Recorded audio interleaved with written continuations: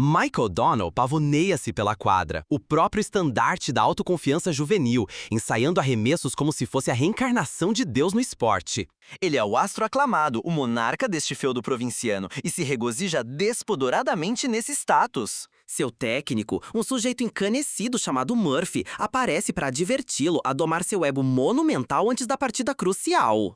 Caça-talentos deve comparecer esta noite, tornando uma bolsa integral uma maldita aposta ganha para o nosso protagonista. O técnico, então, anuncia que é a hora perfeita para a foto do time, exibindo seu discernimento duvidoso sobre prioridades. Mike, numa performance de nobreza forjada, insiste que aguardem por Ned Gold, o nerd oficial do time e aguadeiro condecorado. Os demais jogadores escancaram sua aversão por Ned, tratando como um completo excluído. Contudo, Mike cala a chacota deles, declarando com uma solenidade postiça que Ned é um componente essencial do elenco. Ned então faz sua entrada triunfal, arrastando-se paramentado num traje de mago absurdo que grita a convenção de fantasia de quinta categoria. Ele, previsivelmente, tropeça no próprio manto imbecil, provocando gargalhadas de escárnio dos elementos mais trogloditas da equipe. Mike se mantém impassível, recusando-se a rir, pois ele genuinamente se importa com esse nerd desajustado. Todos se agrupam para a fotografia, um retrato de união farsesca a instantes de um desastre iminente. No momento exato em que o flash dispara, um dos brutamontes residentes aplicam o cuecão selvagem no desafortunado Ned. A imagem final imortaliza Ned em agonia no ar, um monumento irretocável à crueldade casual da juventude. O jogo se inicia e o ginásio pulsa com uma atmosfera eletrizante. As animadoras de torcida executam suas rotinas batidas e Mike, o pavão insuportável, se intromete na coreografia delas para obter uma ovação barata. Ele se banha na adoração irracional da multidão como se fosse seu direito inato. Enquanto se aquece para o jogo, ele avista sua namorada, Scarlett, sentada na arquibancada. Ela acena para ele, mas sua fisionomia denuncia que algo está terrivelmente errado. Ele corre para abraçá-la, executando seu gesto de arremesso característico unicamente para o deleite dela. É dolorosamente óbvio que ela carrega algum fardo monumental em sua consciência. Ele a pressiona para confessar o que há de errado, mas ela faz uma tentativa patética de desviar do assunto.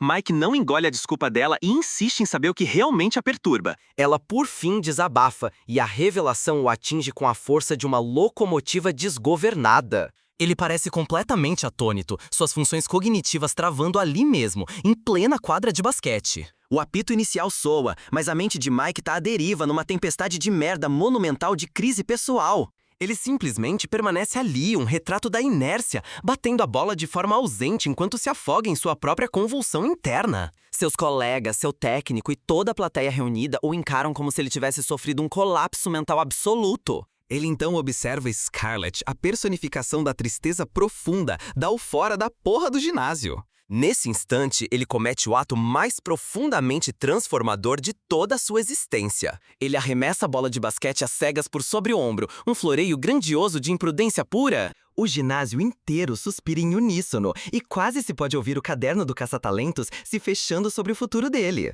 Mike dispara atrás de Scarlett, descartando todo o seu porvir naquele piso de madeira encerado. Ele a alcança e jura que estará lá para ampará-la.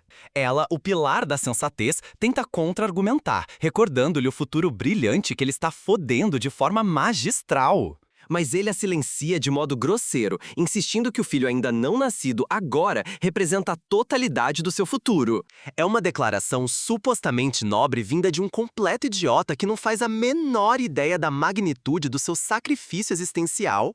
Ela tenta se afastar, mas ele a beija, selando a discussão sobre sua decisão.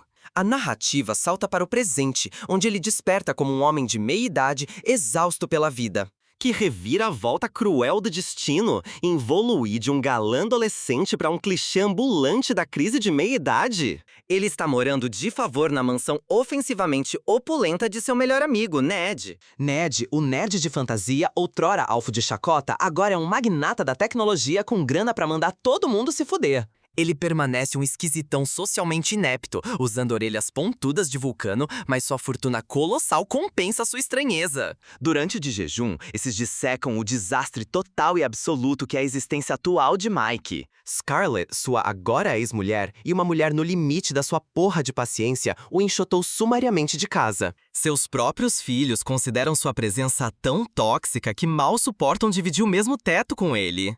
O único fiapo de esperança em sua vida miserável é uma possível promoção no trabalho, uma perspectiva a qual ele se agarra com desespero patético. Mike se apresenta em seu posto esmagador de almas no inferno corporativo, conhecido como Wyatt Pharmaceuticals. Ele se senta numa sala de conferências com suas colegas, todas disputando a mesma promoção. O chefe, um cretino engomadinho chamado Dean, está perorando sobre um novo fármaco que induz ereções de 4 horas. Isso representa o ápice da carreira de Mike absorvendo uma bosta absoluta sobre pílulas pro pau? Dean finalmente aborda a promoção, e a tensão na sala se torna uma força palpável de apertar o cu.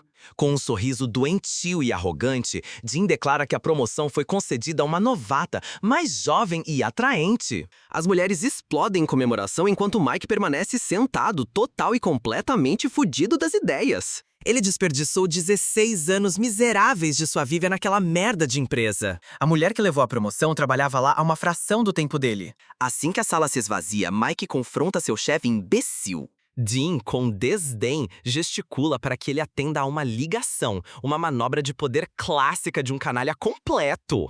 Mike finalmente explode, arrancando o dispositivo Bluetooth da orelha de Dean e obliterando-o contra a parede. É uma erupção de rebeldia pura e catártica que deve ter sido absolutamente sublime. Enquanto ele se arrasta para fora com sua caixa patética de pertences, seus ex-colegas o tratam como se fosse invisível. Se foi dispensado ou pediu as contas é incerto, mas sejamos sinceros, a distinção é foda-se de irrelevante. Completamente derrotado, ele dirige seu carro até sua antiga escola, com a intenção de mergulhar na salmoura amarga de seu próprio fracasso. Ele fica na quadra de basquete vazia, chafurdando em lembranças lastimáveis de uma vida que ele arruinou por completo. Ele fita o armário de troféus, a fotografia do seu time de 1989, um monumento torturante à bagunça que ele mesmo criou. De repente, um zelador idoso e misterioso materializa-se ao seu lado. O zelador o identifica de imediato, taxando-o de fracassado do colégio que atingiu o ápice cedo demais. Ele desfere um monólogo brutalmente honesto sobre perdedores como Mike, que estão irremediavelmente presos ao passado. Mike admite que prefere o passado, pois sua existência atual é um completo show de merda. O zelador indaga se ele gostaria de uma chance de ter 17 anos novamente. Mike, enredado em sua própria pieguice, concorda melancolicamente com a proposição. O zelador oferece um sorriso conhecedor e enigmático que deveria ter soado como um alarme de incêndio. Nesse momento, sua filha Meg chega com as amigas, interrompendo a conversa. Quando Mike olha para trás, constata que o zelador misterioso evaporou. Ele diz a Meg que tá ali pra levar ela e o irmão Alex pra tomar sorvete. Eles não demonstram porra nenhuma de entusiasmo com o programa, mas ele basicamente os coage em entrar no veículo. A subsequente ida à sorveteria é uma demonstração catastrófica de silêncio constrangedor. Meg finge escutar seu tocador de música, mas seus fones de ouvido estão visivelmente desconectados. Alex está completamente absorto em seu videogame portátil, mal registrando a presença do pai. Mike tenta puxar assunto com Alex sobre os testes de basquete, mas só recebe respostas monossilábicas e desinteressadas. Para mudar de assunto, Alex anuncia que Meg foi aceita em Georgetown. Mike tenta parabenizá-la, mas ela o ignora como se fosse um objeto de decoração. Ele leva os filhos ingratos de volta para a residência da mãe deles. Eles entram sem sequer uma porra de um adeus, abandonando-o à sua solidão no carro. Ele então vê Scarlett no quintal, alimentando seus pertences pessoais num triturador de madeira. A porra do processo de divórcio deles nem acabou e ela já tá simbolicamente obliterando a história que compartilharam. Ela tá, com toda a razão, puta da cara com a ladainha infindável dele sobre como sua existência poderia ter sido superior. Ele continua a se lamorear sobre sua profunda decepção com a vida, a última coisa que essa mulher sofrida precisa ouvir. Ela, enfurecida, comunica que estão finalmente livres da âncora recíproca que era seu matrimônio falido. A chegada da amiga de Scarlett, Naomi, apenas intensifica a tensão entre eles. Mike e Naomi nutrem um ódio mútuo que arde com a intensidade de uma supernova. Naomi imediatamente começa a botar pilha, incitando Scarlett, uma mulher vulnerável, a reingressar no mundo caótico dos encontros. Scarlett dá um adeus definitivo a Mike e retorna para dentro de casa. Enquanto Mike se afasta em total desalento, os céus desabam em chuva sobre ele, porque o universo adora uma falácia patética. Ele tá dirigindo sobre uma ponte quando o rádio de seu carro subitamente se enche de estática. Ele então avista uma silhueta na beira da ponte, parecendo prestes a dar um mergulho do caralho no abismo. Ele freia o carro bruscamente e grita para a figura parar. A figura se vira, revelando-se o mesmo zelador enigmático e filho da puta do colégio. O zelador exibe outro de seus sorrisos sinistros, bem no momento em que um caminhão enorme passa em alta velocidade. Depois que o caminhão passa, ele percebe que o zelador não tá mais na borda da ponte. Mike corre pra beirada e olha pro rio lá embaixo. Ele fica chocado ao testemunhar um vórtice turbulento na água, do qual a aparição de seu eu mais jovem estende a mão. Numa instância de pura merda sobrenatural, ele perde o equilíbrio e despenca dramaticamente no rio. Um tempo indeterminado depois, ele arrasta seu corpo patético e encharcado até a porta da casa ridiculamente grande de Ned. Ele entra no chuveiro para lavar a água do rio e a lama de si mesmo. Ele vê seu reflexo no espelho e solta um grito genuíno de puta que pariu! Ele não é mais um homem de aparência cansada. Foi milagrosamente transformado de volta à sua antiga glória de garotão. Ned, arrancado de seu sono pelo berro, e instantaneamente salta para a conclusão mais alucinada. Dentro do banheiro, Mike encara seu rosto de 17 anos com uma absoluta incredulidade de "que porra é essa?". Ned invade o aposento absurdamente trajado com um capacete espartano e empunhando um formidável machado de batalha. Ao ver um jovem desconhecido em sua casa, ele surta pra caralho, lançando um ataque frenético como um lunático paranoico. Uma perseguição caótica se instaura e Mike tenta convencer Ned de sua verdadeira identidade. Em seu pânico, Ned é incapaz de processar o que Mike está tentando lhe dizer. Usando sua recém-descoberta juventude e agilidade, Mike consegue se defender de seu amigo em pânico. O confronto inexplicavelmente se transforma num duelo com espadas de luz imaginárias e brilhantes. Mike começa a compartilhar memórias específicas e pessoais do passado para provar sua identidade. Ned começa a acreditar nele, mas ainda assim o golpeia, derrubando-o no chão. Enquanto levanta um porta-retrato para atingir Mike novamente, ele vê a fotografia dentro dele. É uma foto dele e de Mike na formatura do ensino médio em 1989. A fodida e estonteante verdade finalmente o atinge, e ele deixa o porta-retrato cair de suas mãos em puro espanto. O porta-retrato despenca e acerta a cabeça de Mike, deixando-o inconsciente. Depois que Mike recobra a consciência, ambos lutam para compreender os eventos completamente insanos que ocorreram. Ned, abraçando seu nerd interior, vasculha um catálogo de clichês de ficção científica para explicar a metamorfose de Mike. Ele finalmente chega à conclusão ridícula de um incidente de magia de transformação do Deus Espírito. Mike conclui que o zelador misterioso deve ser algum tipo de guia espiritual. Ainda envolto em seu terno velho, que agora lhe serve como uma tenda, ele corre para a escola Hayden. Ele freneticamente pergunta aos alunos se sabem onde encontrar o zelador misterioso. Ele encontra uma zeladora que o informa que ela é a única trabalhando na escola. Depois que ela sai, ele avista seu filho, Alex, que imediatamente foge dele. Ele nota luzes piscando e um rastro molhado no chão levando a uma porta. Ele segue o rastro de água e encontra um esfregão e um balde do lado de fora de uma sala vazia. Ele espia lá dentro e se depara com a visão inconfundível da porra da quadra de basquete do colégio. Sentindo-se imbuído de um propósito, ele corre de volta para o casarão de Ned. Ele proclama que decifrou sua missão, deve matricular sua bunda lamentável no ensino médio novamente. Ned avalia isso corretamente como um plano monumentalmente insano, mas a determinação de Mike é inabalável. Ned, por um breve momento de sanidade, se recusa a participar deste esquema imbecil do caralho. Mais tarde, Ned apresenta Mike à diretora usando o pseudônimo Mark. Mike tá vestido como um completo idiota, ostentando uma estética que ele julga elegante, mas que na realidade é apenas patética.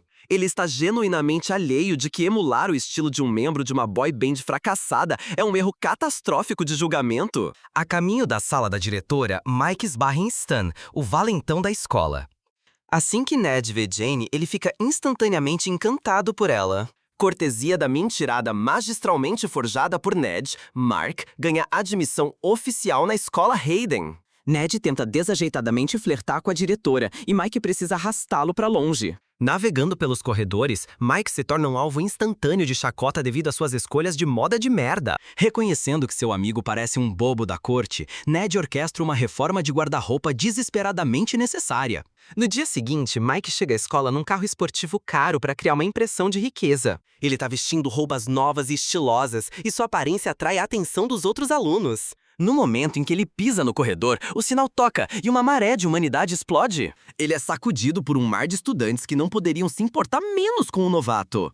No meio da aula, ele recebe uma ligação frenética de Scarlett, lembrando de que tá atrasado pro processo de divórcio de merda deles. Ele tenta fabricar um álibi, alegando pateticamente estar no exterior em alguma viagem de negócios fajuta. Seu engodo tolo é instantaneamente arruinado pelos sons do esquadrão de líderes de torcida ensaiando bem atrás dele. Uma animadora de torcida então o convida para sair e Scarlett escuta isso ao telefone. O advogado de Scarlett usa o incidente para argumentar que ela deveria obter a custódia total dos filhos. Mike começa a argumentar, mas para quando vê sua filha, Meg, entrar no tribunal. Ele descaradamente finge uma intimidade com seus filhos que não possui e, de alguma forma, consegue um adiamento da audiência. Ele oferece a Meg um pequeno aceno, um ato que deve parecer profundamente bizarro pra caralho da perspectiva dela. Mais tarde, durante a aula de educação física, Mike descobre que ainda é um jogador de basquete excepcional. Ele joga tão bem que imediatamente chama a atenção do técnico Murphy. O técnico, um aparente fóssil de 2 décadas antes, instantaneamente o instrui a levar sua bunda pros próximos testes. Mike liga pra Ned de uma cabine de banheiro pra contar que tá jogando basquete novamente. Após encerrar sua ligação, ele encontra seu filho, Alex, preso com fita adesiva a um vaso sanitário. Ele fica legitimamente puto e exige saber as identidades dos filhos da puta que perpetraram este ato humilhante. Alex confessa miseravelmente que os culpados foram os babacas do time de basquete da escola. Mike fica totalmente chocado ao descobrir que seu próprio filho é o saco de pancadas oficial da escola. Ele se apresenta como Mark Gold, inventando uma história de merda sobre ser filho de Ned, tornando-os assim algum tipo de parentes. Ele começa a remover a fita isolante, o que é claramente doloroso pro seu filho. Eles vão pro refeitório almoçar e Mike diz a Alex que precisam trabalhar juntos. Ele observa Alex encarando Nicole, a líder de torcida principal, como expressão de adoração pura e patética. Nesse momento, Stan e sua comitiva de jogadores idiotas entram no refeitório com uma arrogância imerecida. Eles se comportam como se fossem donos da porra da escola, maltratando outros alunos e roubando descaradamente a comida deles. Mike fica enojado ao saber que este babaca degenerado, Stan, também é o parceiro romântico de sua filha Meg. A visão dele se abraçando faz querer vomitar pra caralho. Stan se aproxima da mesa deles e começa a assediar Alex sem porra que motiva algum. Mike finalmente intervém, bloqueando as agressões desse marginal inútil contra seu filho. Ele então humilha sistematicamente Stan com um ataque verbal na frente de todo o corpo discente. Ele o expõe como um covarde patético e um completo otário. Tudo isso enquanto dribla sem esforço a própria bola de basquete de Stan. O refeitório inteiro explode em aplausos, elevando instantaneamente Mark ao status de uma porra de uma lenda escolar. De volta à mansão absurdamente grande de Ned, Mike se empanturra de porcarias enquanto lamenta o estado de sua família. Ele não consegue compreender como seu filho se tornou um saco de pancadas designado e sua filha acabou com um monstro de merda predador. Ele chega à grande epifania de que seu chamado caminho espiritual é salvar as vidas desastrosas pra caralho de seus filhos. Ele vai à casa de Scarlett e encontra Alex no quintal treinando basquete. Ele fica surpreso ao ver que Alex é, na verdade, bastante habilidoso no jogo. Ele determina que conseguir uma vaga para Alex no time é um componente vital de sua missão hipócrita. Naquele exato momento, Scarlett e sua amiga tóxica Naomi chegam de carro. Alex apresenta Mike com a charmosa alcunha Mark, o bastardo de Ned, o que é uma introdução verdadeiramente impecável. Uma Scarlett levemente embriagada fica visivelmente impressionada com a semelhança inacreditável de Mark com seu cônjuge de merda. Ela invade seu espaço pessoal para beliscar suas bochechas, comentando sobre a parecença verdadeiramente espantosa.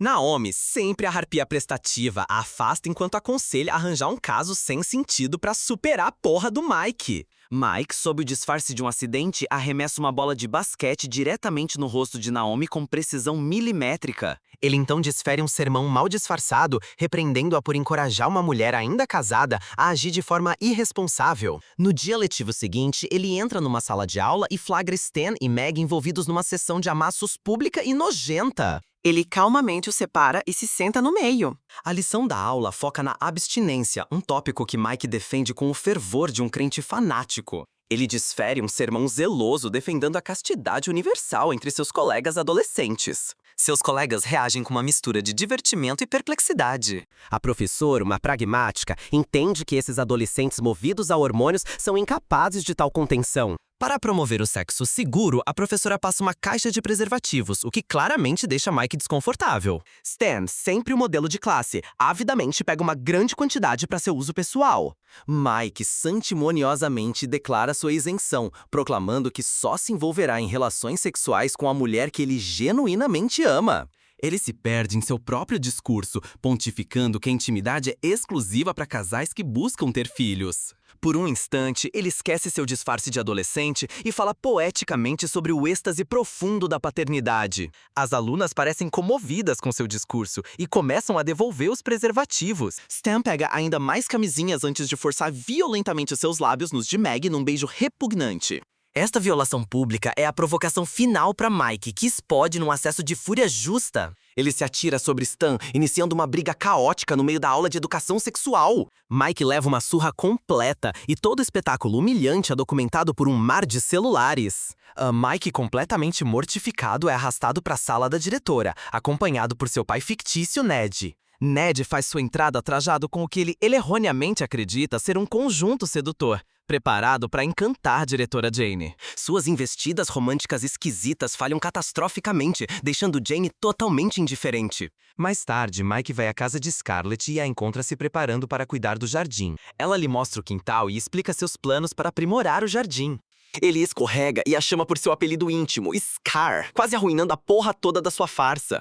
Ele apressadamente oferece sua ajuda com a jardinagem como uma tentativa desajeitada de encobrir seu deslize. Uma montagem exibe Mike tentando equilibrar todas as diferentes facetas de sua nova vida. Ele se desdobra entre treinar Alex no basquete, auxiliar a maravilhosa Scarlett com seu jardim e bloquear o predador Stan. Simultaneamente, Ned persiste em sua campanha vergonhosa para conquistar os afetos da diretora Jane. Após os testes de basquete, tanto Mike quanto Alex entram pro time. Scarlett fica radiante quando descobre que seu filho entrou pro time. Ela orgulhosamente lhe mostra o jardim finalizado no qual trabalharam juntos. Mike elogia efusivamente o trabalho dela, sugerindo que ela tem talento suficiente para abrir um negócio de paisagismo. Ela fica claramente satisfeita com as palavras dele, mas então solta uma bomba. Ela tem um encontro romântico do caralho naquela noite.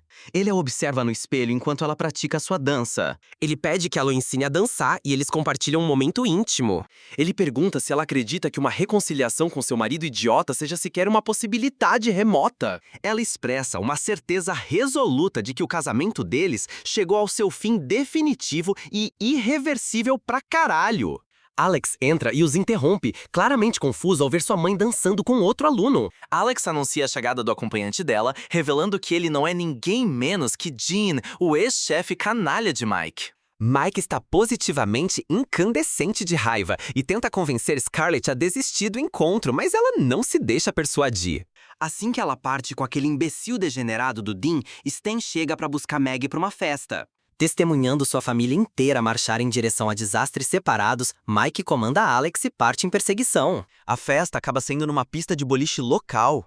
Alex está nervoso na situação social, então Mike o lembra que estar no time de basquete lhe confere mais confiança. Quando eles avistam Nicole, a primeira reação de Alex é tentar ir embora. Mike o intercepta, insistindo que ele não é mais um pária social e o incitando a finalmente criar coragem e abordá-la. Enquanto procura por Meg, 3 das amigas dela se aproximam de Mike e flertam com ele. Ele as faz sentar e dá um sermão paternal que não consegue alcançar suas mentes de adolescente. Ele se retira, resmungando que o comportamento equivocado delas é problema de algum outro infeliz do caralho. Alex conversa desajeitadamente com Nicole, chega perto demais de uma vela e acidentalmente incendeia as próprias calças. Mike finalmente localiza Meg e exige saber quais qualidades ela possivelmente enxerga no marginal como Stan. Ela o informa cruelmente sobre seu patético plano pós-formatura de morarem juntos enquanto Stan trabalha num emprego sem futuro numa loja de artigos para o lar. Mike proíbe enfaticamente este futuro sombrio e miserável pra caralho pra sua filha, um decreto que só a deixa puta. Durante o jogo de basquete seguinte, Stan tá preocupado com outra garota, cagando e andando pra ação na quadra. Com o jogo em risco, Mike enfrenta uma escolha: passar pro desmarcado, mas inútil Stan ou pro fortemente marcado Alex. Ele passa a bola pra Alex, que acerta um arremesso difícil pra vencer a partida. Enquanto Stan se irrita, Alex é celebrado pela vitória e consegue conversar com Nicole. Após o jogo, Stan cruelmente dispensa Meg por ela recusar suas exigências nojentas. Mike encontra sua filha aos prantos e a consola, sentindo-se aliviado por ela ter terminado com Stan. Ela interpreta grosseiramente sua consolação paternal e tenta beijá-lo, uma investida que ele habilmente desvia. Para manter seu disfarce, Mike espontaneamente anuncia uma grande festa em sua casa, que na verdade é a casa de Ned. Na festa, Alex e Nicole estão passando tempo juntos e se dando bem. Enquanto isso, Ned e a diretora Jane estão em seu próprio encontro, conversando numa língua élfica fictícia porque são nerds colossais. Stan embriagado invade a festa e tenta um pedido de desculpas patético a Maggie, que com razão o manda se foder. Stan lança um insulto a ela, levando Mike a desferir um soco, errar feio e ser nocauteado pela própria tentativa. Ele acorda e encontra Maggie acariciando seu cabelo em outra investida desconfortável. Ele se afasta constrangido e ela vai embora depois que ele inventa uma história sobre ter uma namorada. Scarlett chega procurando pelos filhos e Mike lhe mostra onde Alex e Nicole estão se beijando. Ela está tão profundamente grata a Mark por sua influência positiva que fica toda chorosa. Envolvido pela emoção do momento, Mike beija Scarlett. Sua resposta justificada é um tapa de uma velocidade tão feroz que é um milagre que a porra da cabeça dele permaneça no lugar. Ele a persegue gritando a confissão maluca de que ele não é Mark, mas na verdade seu marido. Esta revelação estonteante só serve para intensificar sua fúria justa de "que porra é essa?" e ela parte, rotulando-o de louco. Maggie então se aproxima, o chama de pervertido e lhe dá seu próprio tapa bem merecido. Suas amigas então formam uma fila, cada uma se revezando para estapear o rosto dele para sua própria satisfação. Jane diz a Ned que a situação é o motivo pelo qual ela não namora paz e termina o relacionamento deles. A manhã seguinte traz audiência de divórcio remarcada e Mike é um completo desastre emocional. Ned entra no tribunal fingindo ser seu advogado, o que resulta na remoção de ambos pelos oficiais de justiça. Antes de ser fisicamente removido, Mike berra que precisa ler uma carta supostamente escrita por seu eu mais velho. Scarlett fica curiosa e convence o juiz a permitir que ele leia a carta. Ele entrega um monólogo cru e emocional, finalmente se desculpando por ser um marido de merda e por culpá-la injustamente por seus próprios fracassos de vida. Ele diz que ainda ama e quer continuar casado, mas afirma que respeitará a decisão dela se ela quiser partir. Ele deixa o tribunal, largando o papel em branco que estava segurando sobre a mesa. Scarlett pede ao juiz outro adiamento, então pega o papel que ele deixou para trás. Ela descobre que o papel tá em branco, exceto por algumas direções manuscritas, e a verdade impossível pra caralho finalmente se cristaliza em sua mente.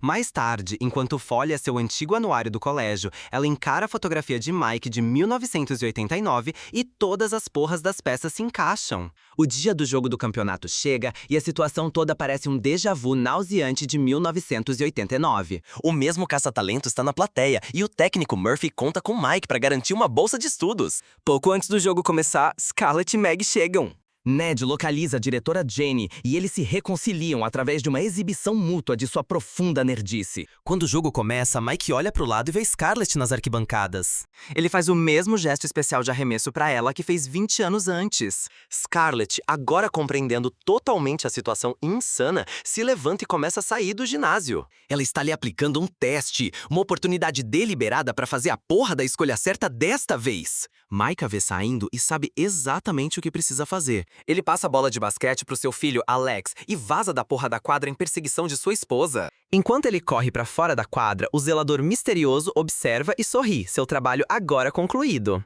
A visão de Mike se distorce e, como um flash de luz ofuscante, ele reverte para sua forma adequada, mais velha e de merda. Ele passa pelas portas do ginásio, agora um homem de meia idade novamente, e encontra sua esposa, Scarlett. Ele diz que a ama e que a escolhe, dessa vez com pleno conhecimento e zero arrependimentos do caralho. Ela o perdoa completamente e eles se reconciliam com um beijo apaixonado. Dentro do ginásio, Alex lidera o time para a vitória, estabelecendo-se como um jogador habilidoso por mérito próprio. Enquanto Mike e Scarlett saem juntos, ele recebe a oferta do cargo de técnico principal do time de basquete do colégio.